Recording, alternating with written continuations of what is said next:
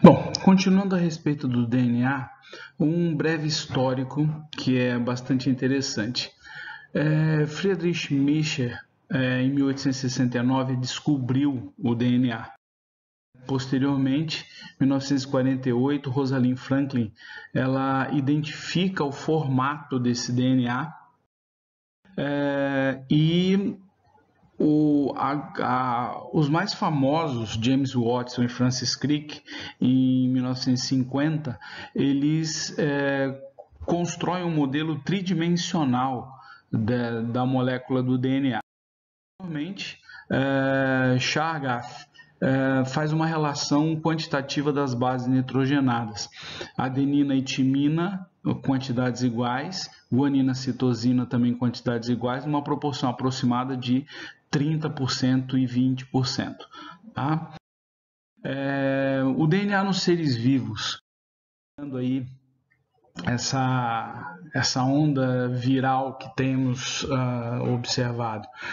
Um vírus apresenta uma sequência de aproximadamente 10 mil nucleotídeos, né? Enquanto um ser humano, em torno de 3,2 bilhões de nucleotídeos. Então, quanto maior a quantidade de nucleotídeos, maior o tamanho desse código genético, dada a maior complexidade que existe nesses organismos. A replicação do DNA ela vai acontecer para a divisão celular, para copiar DNA quando a célula está se dividindo. Então, você está vendo aí a enzima abrindo o DNA, né? E posteriormente, com o DNA aberto, as duas hemhélices, elas vão sendo recuperadas por outras enzimas, copiando o outro lado. Então, o DNA é copiado, daí a ideia do DNA ser semiconservativo. Tá? Representando aqui esquematicamente, observa os dois lados da molécula de DNA. Vamos abrir para você perceber melhor. Tá? Agora, essas duas hemhélices serão remontadas, quer dizer, a hemhélice da esquerda recupera o lado direito, a hemhélice da direita recupera o lado esquerdo, e repara na sequência que os dois são exatamente iguais. Né? Então, a propriedade semiconservativa é exatamente isso. Né? As duas hemhélices semiconservativas produzem o outro lado e os dois lados agora são dois novos DNAs exatamente iguais. Isso ocorre para quando a célula vai se dividir, precisando duplicar o seu material genético.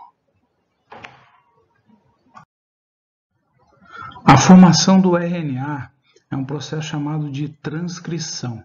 Tá? A informação está contida no DNA e dentro do núcleo ocorrerá a formação do RNA mensageiro, que é o primeiro RNA que nós vamos comentar.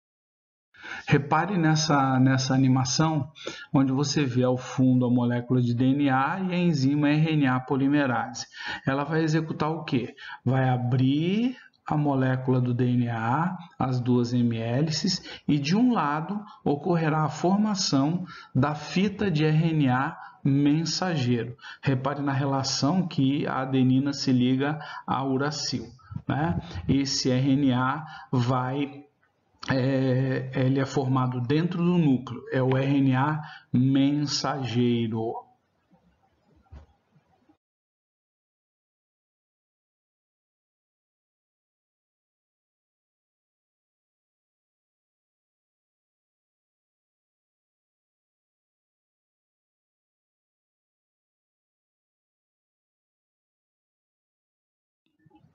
Aqui uma representação dentro do núcleo, o DNA do lado esquerdo. Esse DNA ele vai ser aberto, né? Ocorrerá a formação da fita de RNA mensageiro ainda dentro do núcleo e esta fita vai para fora do núcleo, né? Aonde vai ser lida pelos ribossomos. Olha só, o ribossomo é a organela citoplasmática não membranosa formada de RNA ribossômico mais proteínas que tem a função de fazer a leitura do RNA mensageiro e com essa leitura atrair os RNAs transportadores que, como o nome diz, transporta os aminoácidos. Tá? Aqui uma visualização do retículo endoplasmático rugoso. O retículo endoplasmático faz transporte de substância, a gente vai falar deles depois, e você percebe a grande quantidade de ribossomos, que são essas bolinhas pretinhas, de uma célula que tem uma grande produção de proteína. A representação desses ribossomos é feita da seguinte maneira. Eu fiz 3 esquemas representando isso. Primeiro esquema, uma forma tridimensional simplificada, no meio uma forma tridimensional molecular, visualizando melhor as duas subunidades, que vão fazer o encaixe para promover a leitura, e do lado direito a forma como você normalmente enxerga nos esquemas, mostrando junto à subunidade menor a fita do RNA em cor de rosa embaixo, na subunidade maior o RNA transportador ligado ao aminoácido, e veja a correspondência das bases nitrogenadas do RNA mensageiro em rosa e do RNA transportador em azul, ok? O RNA transportador, o terceiro tipo de RNA, o nome traduz da melhor forma possível, é transportador. O que ele é? Ele transporta os aminoácidos. Cada RNA transportador que já existe pronto dentro da célula, ele tem um código, que são 3 bases nitrogenadas equivalentes a um aminoácido. Cada RNA transportador tem um aminoácido de equivalente de acordo com essas 3 bases nitrogenadas. Esse código vai ser combinado com o RNA mensageiro, tá? Que você vê na base do esquema. Do lado esquerdo, uma forma tridimensional desse RNA transportador, e do lado direito, uma forma esquemática mostrando o RNA transportador, embaixo a fita de RNA mensageiro, a ligação das tríades do mensageiro e do transportador, e na outra extremidade o aminoácido. Bom, essa animação mostra como é que esse processo acontece. Você viu o RNA mensageiro saindo de dentro dos poros do núcleo, as duas subunidades se ligando ao RNA mensageiro, ribossomo e RNA mensageiro na representação. Apareceu ali um RNA transportador, repara o aminoácido na parte de cima, tá?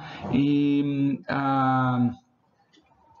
o RNA transportador ligado a ele, e embaixo o código, a tríade de 3 bases, e agora a sequência de montagem. Cada vez que a fita do RNA vai passando, ela expõe 3 bases.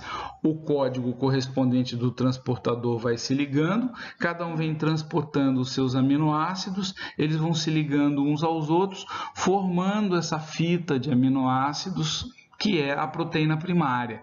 Aí ela se enrosca formando a proteína secundária e logo em seguida a proteína terciária, já no seu formato tridimensional. Bom, esse código ele tem uma representação nominal que é a seguinte. Você vê no desenho esquerdo o RNA transportador, na extrema embaixo as 3 bases nitrogenadas que correspondem a esse RNA transportador, do outro lado é para ter um aminoácido, e a fita de RNA mensageiro com as 3 bases nitrogenadas que são equivalentes à do RNA transportador. Essas 3 bases recebem nomes distintos. As 3 bases, a tríade do RNA mensageiro recebe o nome de códon, e do RNA transportador, o anticódon. Então, cada vez que ocorre um encaixe dentro do ribossomo do códon, ocorre a captura de um anticódon de um RNA transportador. Um conceito à parte, mas bastante utilizado nas questões de biologia, quando o assunto é DNA, é usar o termo DNA recombinante. O DNA recombinante é um DNA artificial, um DNA que vai ser montado através da engenharia genética. E isso tem trazido respostas bastante interessantes, produzindo proteínas que levariam muito tempo na forma tradicional de cultura, como a produção de insulina para tratamento de diabetes, de interferon para tratamento antiviral, albumina, que é uma proteína bastante utilizada em suplementos, e assim, fatores de coagulação, hormônio de crescimento. Então, tudo isso pode ser montado num DNA recombinante e, por exemplo, colocado em bactérias para que elas possam produzir essas proteínas de uma forma mais... Bom, o código genético é a relação existente entre a sequência de bases nitrogenadas que tem no DNA e os aminoácidos que esse código vai produzir e vai atrair, e a correspondência com as proteínas que serão formadas em função desta sequência. A tabela no centro mostra essa sequência de códigos. Acompanhe a linha vermelha, a seta vermelha. Tá? No centro, a citosina. No círculo acima, outra citosina, no outro círculo mais escuro, outra citosina, e essa sequência de base, citosina, citosina, citosina, equivale a um aminoácido, que é a prolina. Agora, repare que com essa tabela você consegue montar toda uma sequência, todos os aminoácidos possíveis, e aí olhando para a direita, você vê em cima o DNA que vai trazer essa sequência de bases, através da transcrição se produz o RNA mensageiro, este RNA mensageiro é lido no ribossomo e é traduzido na formação da proteína. Então é assim que funciona o nosso código genético. Você vê um pouco melhor isso posteriormente na genética.